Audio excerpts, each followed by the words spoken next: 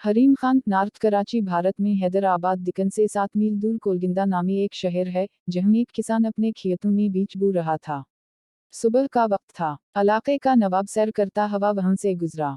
किसान को मेहनत से काम करते हुए देखकर नवाब ने सोचा कि किसान से उसकी खैरियत दरियाफ्त करनी चाहिए। वो घोड़े से उतरा और खेत के किनारे पहुंचकर किसान से पूछा, क्यों भाई, खेती बाड़ी में तुम उस कदर मेहनत करते हो, कितना कुछ कमा लेते हो, कुछ फायदा भी होता है या नहीं? किसान ने सर उठाया और नवाब से कहा, फायदा क्या जनाब, फसल कटने के बाद उसके 4 हिस्से कर लेता हूँ। नवाब ने फिर पूछा, अच्छा तो उन चारों हिस्सों को खर्च कैसे करते हो?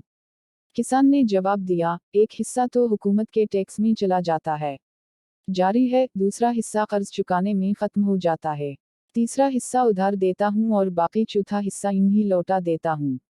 नवाब को किसान की ये अजीब व गरीब बातें सुनकर बहुत ताज्जुब हुआ। हैरत से पूछा, तुम्हारी बातें मेरी समझ में नहीं आई, साफ साफ बताओ, तुम कर्ज चुकाते भी हो और देते भी हो। ऐसा कौन सा कर्ज है जो हर फसल पर अदा करते हो और फिर भी खत्म नहीं होता, और वो कौन है जिसे तुम हमेशा कर्ज देते हो और फिर एक चौथाई रकम तुम यूं ही उड़ा देते हो? किसान ने जवाब दिया, जनाब, बात दरअसल ये है कि मेरे वालिद ने एक साहूकार से रकम उधार ली थी। वालिद के मरने के बाद उसका सूद मैं अदा करता हूँ।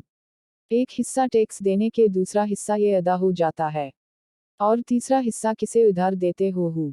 नवाब ने पूछा। किसान ने कहा, ये मैं अपने 2 लड़कों पर खर्च करता हूँ, ताकि बुढ़ापे में वो मुझ पर खर्च करें।